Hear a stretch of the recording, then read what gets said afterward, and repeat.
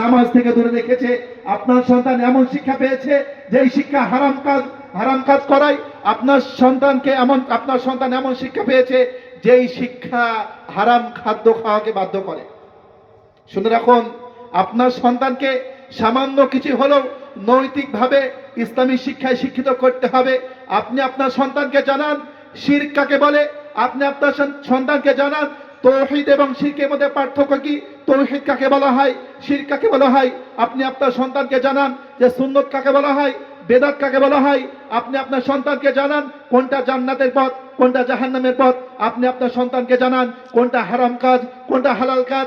আপনি আপনার সন্তানকে শিক্ষা দেন কোনটা ইসলামী শিক্ষা, কোনটা দুনিয়াবী শিক্ষা। আপনি আপনার সন্তানকে এমন শিক্ষা দেন যেই শিক্ষার মাধ্যমে, যেই শিক্ষা অর্জন করে দুনিয়াতেও যেন কামিয়াবি হাসিল করবে এবং আখিরাতেও কামিয়াবি হাসিল করবে, এমন শিক্ষা আপনি দেন। অন্যথা আপনার সন্তান হয়তো জাহান্নামের মুখে চলে যাচ্ছে, আপনি জানছেন না। আপনি ভালো মানুষ, আপনার সমাজের নাম রয়েছে, আপনার সন্তানকে এখনো পর্যন্ত নৈতিক শিক্ষা দিতে পারেননি।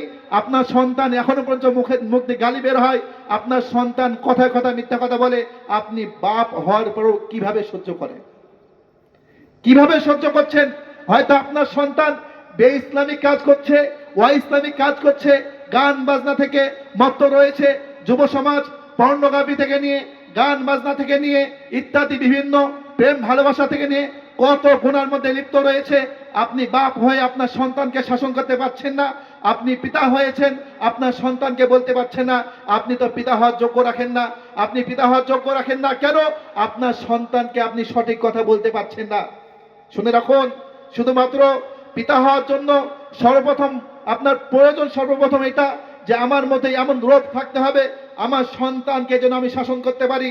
অনেক ভাই এমন রয়েছে, যদি ভাইকে বলা হয় আপনার সন্তান তো অকর্ম কাজ করে বেড়ায়, আপনার সন্তান অনৈতিক কাজ করে বেড়ায়, আপনার সন্তান ইসলামিক কাজ করে বেড়ায়, আপনি আপনার সন্তানকে একটু বোঝান, বলুন।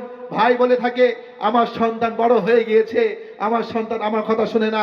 শুনে রাখুন, মাটি যখন কাদা থাকে সেই মাটিকে আপনি ইট তৈরি করতে পারবেন, আপনি টালি তৈরি করতে পারবেন, বিভিন্ন রকম জিনিস তৈরি করতে পারবেন। আর আপনার মাটি যখন আপনার পুড়ে ইট হয়ে যায়, সেই ইট দিয়ে আর কিছু হয় না।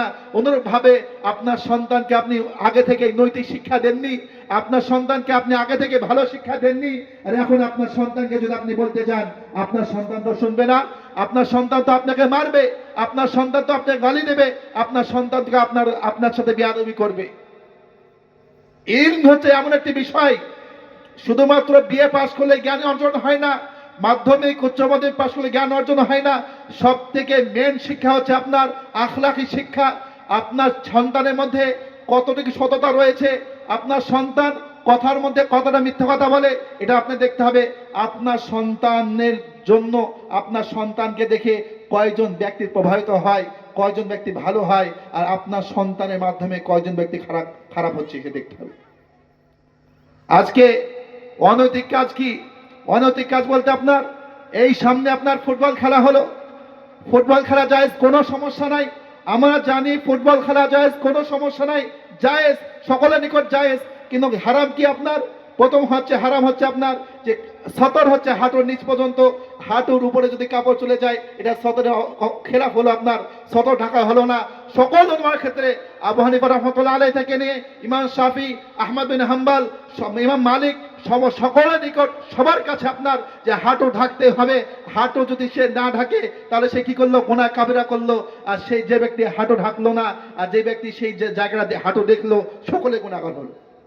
শুধু তাই নয়, মহিলারা খেলা করছে। শুনে রাখুন, হক কথা বলছে আপনাদেরকে যে মহিলাগণ যদি খেলা করে, একজন মহিলা, একটা মহিলা টিম যদি খেলা করে, ফুটবল খেলা করে, আপনার মানুষ কি ফুটবল দেখে? মানুষ কি দেখে? সে মহিলাগণকে দেখে। শুধু মহিলাগণকে দেখে না, মহিলাগণের অঙ্গ প্রত্যঙ্গ দেখে আপনার। এটা বাস্তব কথা, এইটাই বাস্তব কথা বলছি, আল্লাহর কসম খেয়ে বলছি। আল্লাহ রাসূল সাল্লাল্লাহু আলাইহি ওয়াসাল্লাম বলেছেন, মান রাআ মিনকুম মুনকারান ফালিগাইয়িরু বিয়াদিহি ফাইল্লাম ইস্তাতি' ফাবিলিসানিহি ফাইল্লাম ইস্তাতি' ফাবিকলবিহি ওয়া যালিকা যাফুল ঈমান। যখন তোমাদের সামনে যদি কোনো অনৈতিক কাজ দেখো, তোমরা কোনো খারাপ কাজ দেখো, তখন তোমাদের উচিত হবে এটা যে তোমরা হাতের মাধ্যমে সেটা বাধা দেবে। হাতের মাধ্যমে যদি বাধা দিতে না পারো, কমসে কম মুখের মাধ্যমে, জুবানের মাধ্যমে, কথার মাধ্যমে, বক্তব্যের মাধ্যমে বাধা দেওয়ার চেষ্টা করবে। যদি তাও যদি না পারো, কমসে কম অন্তরে ঘৃণা করবে।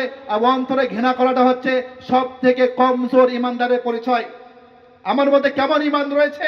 আমার মধ্যে ইমানই নাই যে আমি সেই জঘন্য কাজকে ঘৃণা করছি না। যদি ঘৃণা করতে পারতাম, মুখে বলতে পারছি না, হাতের মাধ্যমে বাধা দিতে পারছি না, অন্তরের মাধ্যমে যদি ঘৃণা করতে না পারি, অন্তরে যদি ঘৃণা না আসে, জানতে হবে আমার মধ্যে কিঞ্চিত পরিমাণে ইমান নাই।